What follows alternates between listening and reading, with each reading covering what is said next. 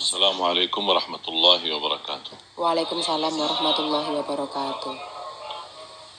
Bapak Ibu jamaah sekalian dimuliakan Allah Subhanahu wa taala. Kemarin kita sama-sama menyambut bulan Ramadan.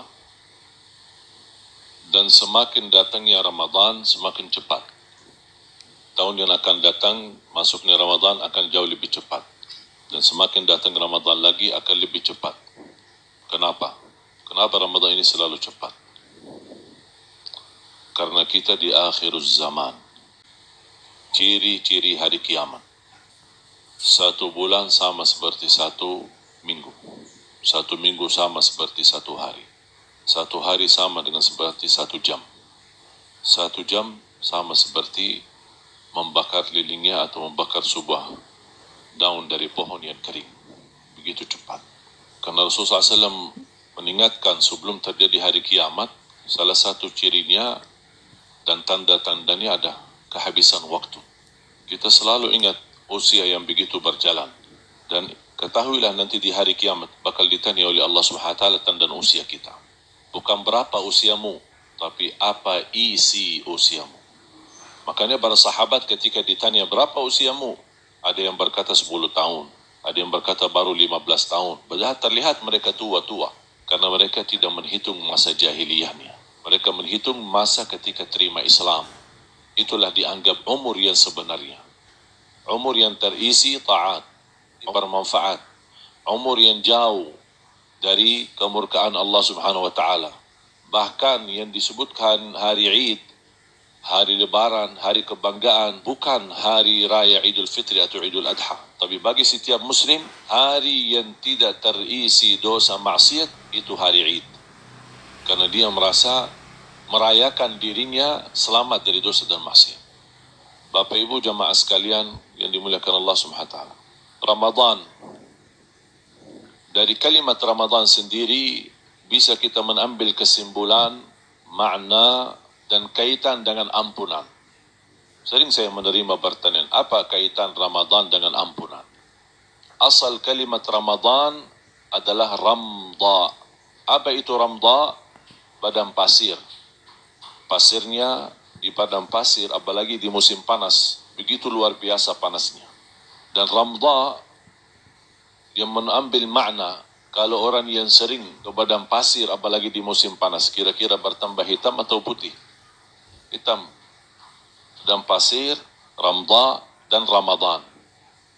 Ternyata kalau padang pasir atau ramda mampu membakar dosa kita, mampu membakar kulit kita, Ramadan mampu membakar dosa kita. Makanya Ramadan diberi nama Ramadan.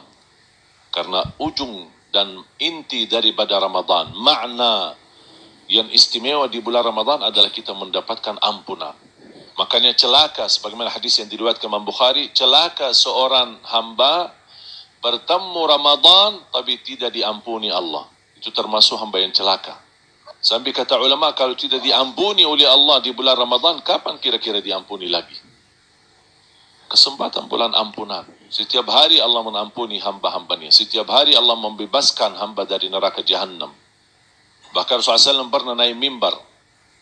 Ketika Rasulullah SAW naik langkah pertama, mengucapkan amin. Naik lagi satu, mengucapkan amin. Naik lagi yang ketiga, mengucapkan amin. Karena mimbar Rasulullah SAW 3 tangga. Sahabat tanya, ya Rasulullah, apa itu amin, amin, amin? Rasulullah SAW menjawab, Atani Jibril. Baru saja dah kedatangan Malaikat Jibril. Malaikat Jibril berdoa dan meminta sama aku untuk menaminkan doanya. Apa isi doanya? 3. Dihina oleh Allah yang mendengar namamu tapi tidak bersalawat kepadamu. Fantas dihina oleh Allah. Karena hukum bersalawat kepada Rasulullah ketika mendengar namanya wajib. Sama menjawab salam. Kalau memulai salam sunnah, tapi menjawab salam wajib. Bahkan ulama membolehkan ketika kita makmum dan imam baca Inna Allah wa malaikatahu yusalluna ala nabi. Orang kadang-kadang buru-buru salawat. Tunggu, belum ada perintah, baru berita, bukan perintah. Terus apa yang kita ucapkan terhadap berita? Inna Allah wa malaikatahu yusalluna ala nabi. Alhamdulillah. Kenapa Alhamdulillah? Alhamdulillah atas kemuliaan yang Allah berikan kepada Nabi Muhammad. Allah dan malaikatnya bersalawat. Terus kapan kita bersalawat? Ya ayyuhalladzina amanu sallu alaihi wa sallimu taslima. Baru kita sallallahu alaihi wasallam. Karena ada perintah. Yang kedua, doa malaikat Jibril yang diamini oleh Nabi Muhammad SAW. Fantas dihina oleh Allah. Yang bertemu orang tua, salah satunya atau dua-duanya, tetapi tidak diampuni Allah. Padahal dia punya kesempatan ampunan karena adanya orang tua. Iman orang tua menampuni dosa kita? Tidak. Tapi orang tua wasilah kita mendapatkan ampunan. Wasilah menantarkan kita ke surga Allah Subhanahu wa Ta'ala. Tapi ada orang tidak memanfaatkan. Yang masih punya orang tua, bersyukurlah. Jangan bikin hati mereka kecewa. Apalagi orang tua kita sudah tua.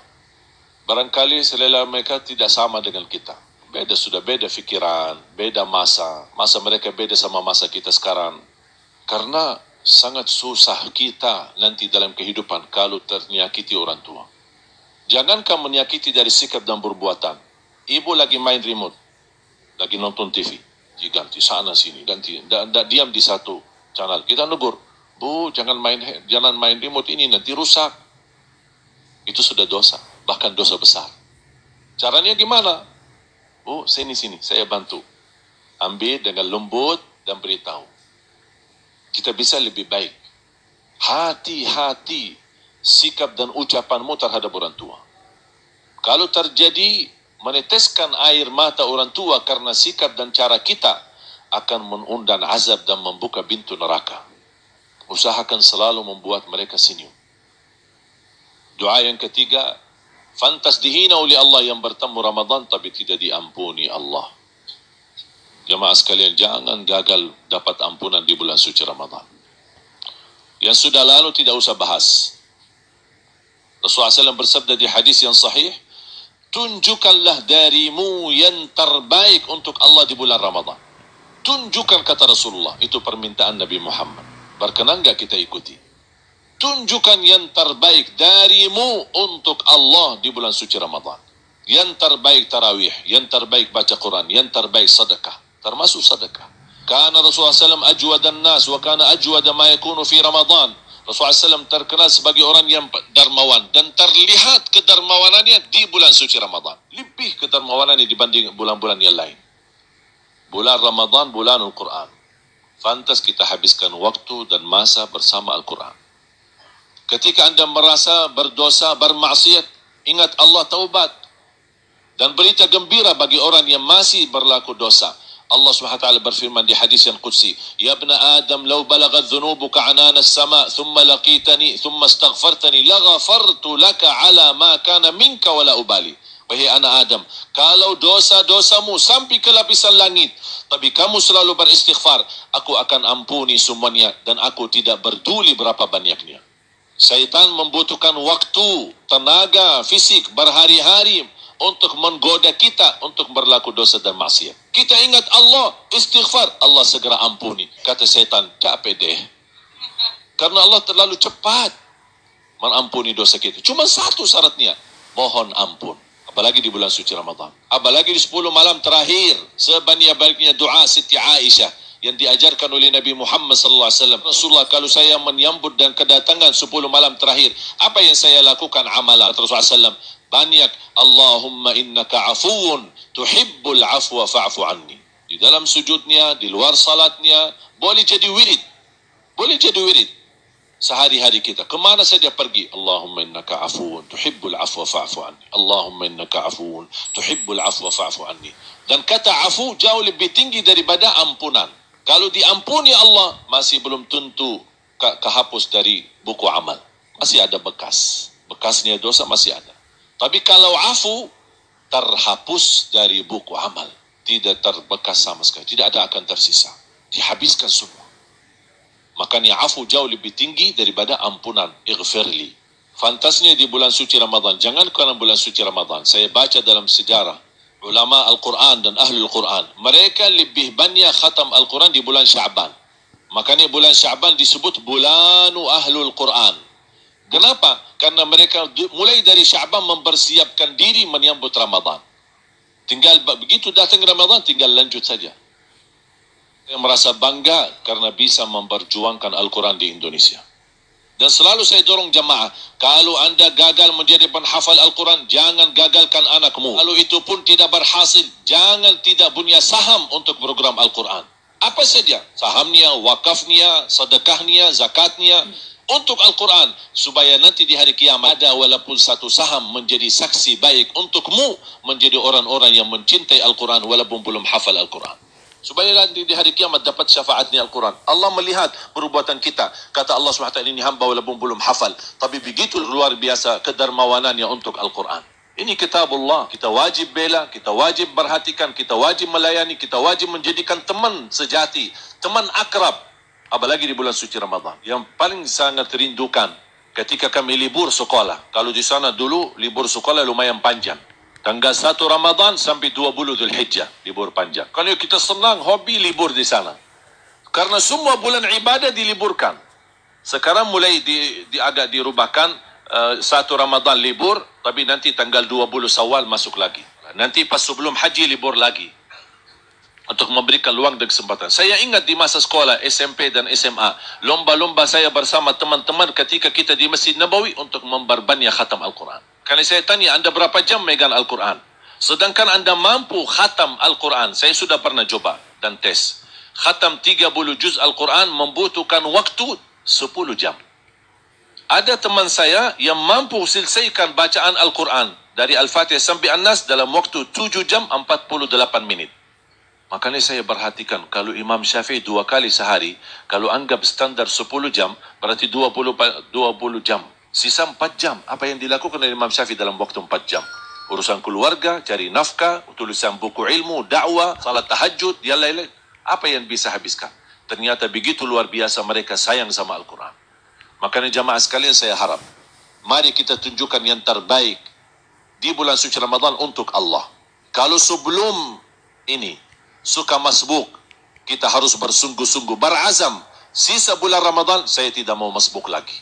Kalau selama ini lewat 1 hari belum baca Al-Quran, sisa Ramadan saya tidak mau lagi lewat 1 hari belum baca Al-Quran. Jaga saf pertama itu jauh lebih utama daripada kita salat di saf yang kedua. Kalau selama ini kita suka ketiduran salat subuh bulan Ramadan, saya mau tunjukkan yang terbaik untuk Allah di bulan Ramadan. Saya tidak mau lagi ketiduran dari waktu salat subuh. Itu harus menwujudkan perubahan. Sedekahnya, zakatnya, silaturrahimnya, kebaikannya, i'tikaf di masjidnya, habiskan waktu lebih lama bersama Al-Quran. Kita hanya satu, berteman, berkenan menjadi teman sama Al-Quran di dunia. Balasannya, Al-Quran akan temani kita di dunia, akan temani kita di saat sakratul maut, akan temani kita dalam kuburan sendirian, akan temani kita saat dibangkit oleh Allah hari kiamat, akan temani kita saat jalan di atas sirat yang sangat tipis dan gelap, dan juga Al-Quran temani kita. Jangan hanya itu, sampai diantar ke pintu surga, yang tidak akan melepas. Kita masuk surga mani kita, sampai dinaikkan tingkat-tingkatan kita di dalam surga bersama Al-Quran. Oleh karena itu kata Siti Aisyah radhiyallahu anha, jumlah tingkatan dalam surga Allah sesuai jumlah ayat Al-Quran. Oleh karena itu tidak ada yang lebih tinggi di dalam surga Allah selain Ahlul Quran. Oleh karena itu coba, berapa banyak Al-Quran akan berkenan temani kita. Hanya satu, berkenan Al-Quran menjadi teman kita di dunia. Mari kita cinta Al-Quran, kembali kepada Al-Quran. Mudah-mudahan semua yang hadir menjadi penghafal Al-Quran, menjadi ahlul Quran, para pencinta Al-Quran. Nanti di hari kiamat dibangkit. Paling indah ketika dibangkit hari kiamat, ahlul Quran dapat panggilan khusus. Mana keluarga Allah? Dipanggil oleh malaikat. Maju ke sini, kalian terpilih menjadi orang terdekat sama Allah. Bahagialah jemaah sekalian kalau bisa menghabiskan waktu sama Al-Quran. Ada orang berkata, saya belum lancar bacanya, tidak apa-apa. Saya masih keliru dan banyak salah, tidak apa-apa. Dan itu pun dijanjikan 2 kali pahala. Walladhi yaqra'ul Qur'ana wa yatata'ta'u fi wa huwa 'alaihi syaqqul lahu ajran. Barang siapa yang membaca Al-Quran dan dia berbata-bata, kesulitan, dia banyak salah, banyak keliru, ada kesulitan dalam membacanya, tetap dia masih terus membaca, Rasulullah SAW diberikan 2 pahala. 1 karena dia mau baca, yang kedua karena tantangan dan kesalahan yang dia hadapi saat baca. Bahkan berbata-bata itu pahalanya jauh lebih besar daripada orang yang lancar. Kalau lancar, Bismillahirrahmanirrahim, 19 huruf dikali 10 berapa? 190. Hanya ucapan Bismillahirrahmanirrahim. Tapi kalau orang yang berbata-bata berapa? Banyak. Bismillahirrahmanirrahim. Bismillahirrahmanirrahim. Bismillah. Udah berapa ini? Dan malaikat tulis. Setiap satu huruf kita ucapkan ditulis oleh malaikat 10 kebaikan. Tapi kalau sudah anda belajar, sudah menjadi lancar, jangan kembali berbata-bata. Katanya mau berbanyak pahala katanya. Dah boleh dipermainkan. Tapi kita lagi kesulitan, insya Allah tidak sia-sia. Semua dihitung di sisi Allah Subhanahu Wa Taala. Mudah-mudahan kita tetap semangat jadi ahlul Quran. Dan insya Allah kita selalu memiliki kemampuan untuk walaupun sebagian dari harta dan rezeki kita bisa wakafkan untuk Al-Quran. Yang menjadi saksi. Apakah itu tenaga kita, apakah kita menjadi fisik kita, fikiran kita, harta kita, apa saja. Ada salah satunya. Kalau tidak bisa semuanya, jangan tinggalkan semuanya menjadi saksi baik untuk Al-Quran. Supaya Al-Quran nanti membawa syafaat untuk kita dan untuk kedua orang tua kita.